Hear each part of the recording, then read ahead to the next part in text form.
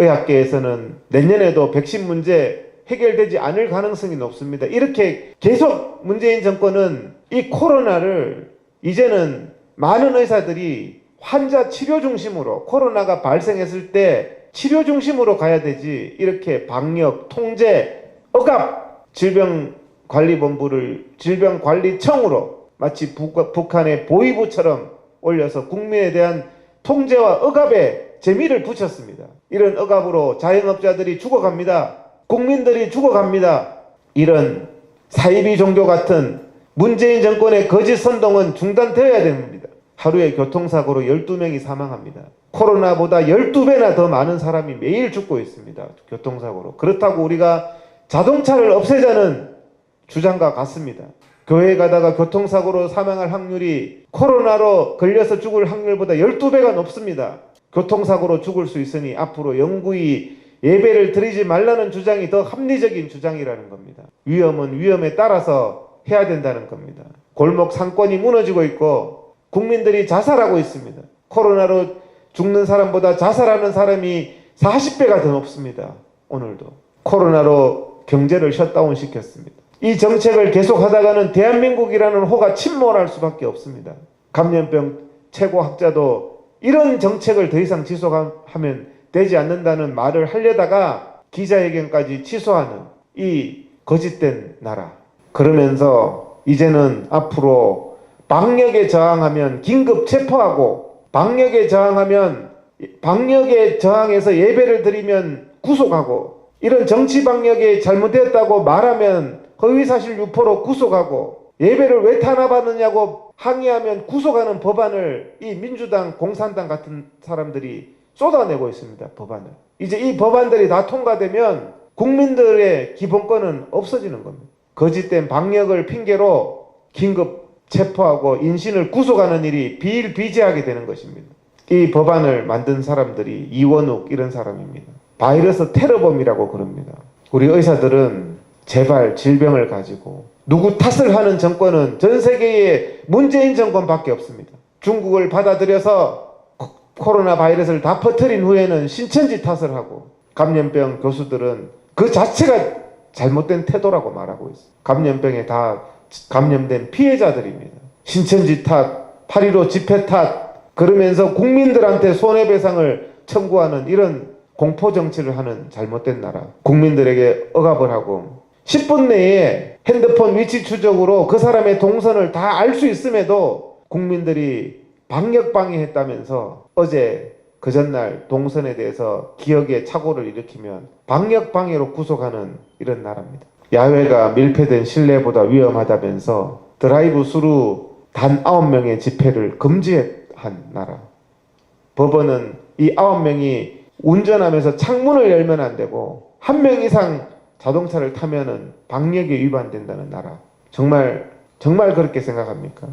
그런데 그 소규모 9대 드라이브 스루를 허락해준 판사를 탄핵하라는 이 대깨문에 청와대 청원이 올라왔습니다. 단 9대에 이런 것들이 위험하다는 이 기가 막힌 나라가 됐습니다. 질병관리본부에서 이렇게 하면서 8.15 집회 때문에 코로나가 확산되었다는 또 마녀 사냥을 하고 있습니다. 그러면서 수많은 국민들에게 강제검사, 강제격리, 지금 10월 3일 쇠펜스로 집회결사의 자유를 박탈하고 예배의 자유를 박탈한 이 문재인이 이 말은 거짓말로 드러났습니다. 28,336명에게 강제검사를 했는데 280명만 양성 반응이 나왔습니다. 코로나 양성이 나왔습니다. 단 1% 미만, 0.9%에서 1%만 나왔습니다. 여러분, 코로나는 대단히 감염력이 높은 질환이라서 집단 감염이 일어나면 대구 신천지 교회처럼 68%, 70%, 80% 이렇게 양성이 나오는 질환입니다.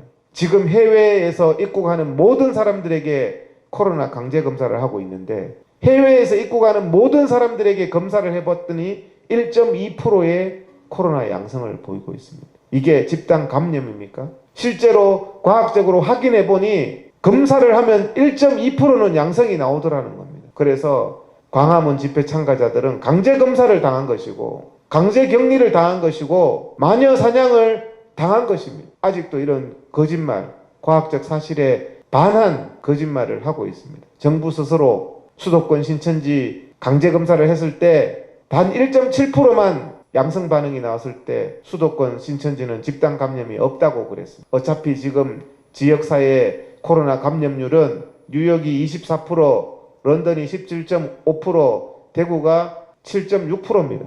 1%의 감염률을 보이는 것은 일반 국민들 수준보다도 낮은 그런 것입니다. 그런데도 8.15 집회 때 코로나를 퍼뜨렸다는 이유로 김수열, 김경재 총재를 구속했습니다. 이 죄명이 1년 이하의 징역과 100만 원 이하의 벌금형입니다. 모욕죄보다 낮은 범죄 혐의입니다. 욕 한마디 하는 것보다 낮은 범죄 혐의로 가지고 국민을 인신을 구속했습니다. 거짓말로, 그것도 8.15 집회 때문에 코로나를 퍼뜨렸다는 죄목으로. 그런 죄목은 없고 그것은 거짓입니다. 사람이 운집한 게 죄라면 문재인부터 8월 15일 날 외식 쿠폰, 극장 쿠폰으로 사람을 운집하게 한 거에 대한 정부가 책임을 져야 되는 겁니다. 잠복기마저도 속였습니다. 광화문 탓을 하기 위해서 잠복기가 5.2일인데 8월 15일 날 모였다고 8월 15일부터 코로나 퍼졌다고 과학적으로 이 코로나의 잠복기도 거짓을 했습니다. 그러면서 강제검사를 시켜봤더니 1% 이하의 양성률이 나와서 이제는 침묵하고 있습니다. 그러면서 코로나 확산을 시켰다고 수많은 국민들을 경찰 출석 요구를 하고 수많은 국민들을 법정에 세우고 있습니다. 이거는 심각한 거짓의 수준을 떠나서 심각한 인권 유린이 일어나고 있는 겁니다. 무슨 발이라는 광화문 발, 사랑제일교회 발, 마녀 사냥할 때 쓰는 정부의 용어에 대해서 질병관리본부에 질문을 했더니 그 교회 명부에만 있으면 그 사람은 양성 나오면 무조건 교회 발이 되는 거예요. 이게 질병관리본부가 보낸 공문입니다. 어떻게 그 사람이 전철을 타고 카페에 가고 식당에 가고 마트에 가고 교회는 단 1시간 갔는데 어떻게 그 사람이